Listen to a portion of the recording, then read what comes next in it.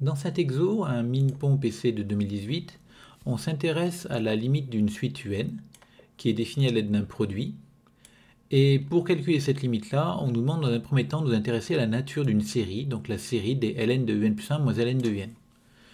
Donc on a un qui est égal à factoriel n sur xn fois le produit des ln de 1 plus x. Mon x est fixé dans R plus étoile. Et du coup, tous les termes du produit définissant un sont strictement positifs.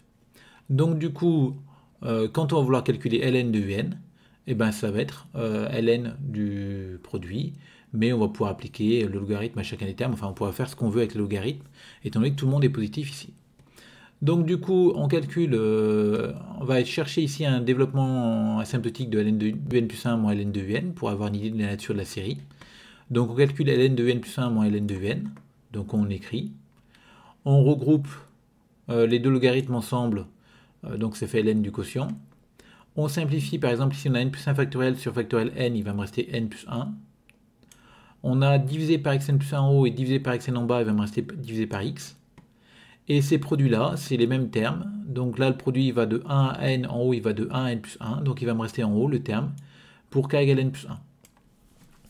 Et à l'intérieur du logarithme, je vais faire un développement limité de ce bloc-là, parce que x sur n plus 1 tend vers 0, je rappelle que x est un nombre fixé.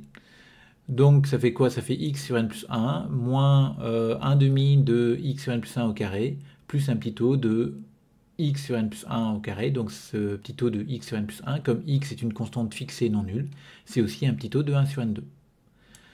Donc du coup on a ça, donc on développe à l'intérieur du logarithme, donc ça me fera du 1 moins x sur 2n plus 1, plus un petit taux de 1 sur n, à cause du fois n qui est là. Et on redéveloppe encore ce logarithme-là. Donc ça me fait du moins x sur 2n plus 1, plus un petit taux de 1 sur n. Donc voilà pour mon développement limité, et finalement mon développement asymptotique. Et finalement j'obtiens que ln de n plus 1 moins ln de n est équivalent à moins x sur 2n, parce que je vous rappelle que quand on a un développement limité, ou un développement asymptotique, on est équivalent au premier terme non nul du développement asymptotique, et ce terme-là est non nul parce que x est supposé non nul. Donc du coup, on a ces deux suites-là qui sont équivalentes.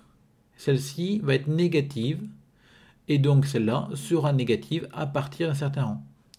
Donc on va pouvoir appliquer notre théorème de comparaison, parce que les deux séries qui vont m'intéresser seront à terme de signes constants à partir d'un certain rang. Et je sais que la série des x sur moins 2n, enfin moins x sur 2n, pardon, diverge, parce que la série harmonique à une constante près, enfin une constante multiplicative près. Et du coup, comme elle diverge, l'autre série va diverger aussi, parce que je vous rappelle qu'ici on a un équivalent. Donc la série des ln de n plus 1 moins ln de n diverge. Ensuite, elle diverge, ok, mais on peut se demander vers quoi elle diverge. On sait que ça va être une série, la série des un plus 1, cette série-là, des ln de un plus 1 moins ln de n. Ça va être une série à terme négatif au moins à partir d'un certain rang. Ça veut dire qu'à partir d'un certain rang, la suite des sommes partielles va être décroissante. Et comme elle est divergente et qu'elle est décroissante, ça veut dire qu'elle diverge vers moins l'infini. Donc ça me dit donc que la suite des sommes partielles diverge vers moins l'infini. Et cette suite des sommes partielles, on peut la calculer aussi parce que ma série est en fait télescopique. Et quand on la calcule, on obtient, alors je me suis arrêté à n-1 au niveau de ma somme partielle, donc on va obtenir ln de un moins ln de u1. Et donc moins ln de un, ça fera ln de u1 qui est une constante, plus la somme partielle, parce qu'on a donc l'égalité entre les deux. Et l'intérêt, c'est que cette somme partielle-là tend vers moins l'infini, ça c'est une constante. Donc finalement, le tout tend vers moins l'infini. Donc ln de un tend vers moins l'infini, et finalement on va composer par exponentielle, et on obtient que un, qui est égal à l'exponentielle de ln de un, qui tend vers 0, parce que le ln de un tend vers moins l'infini.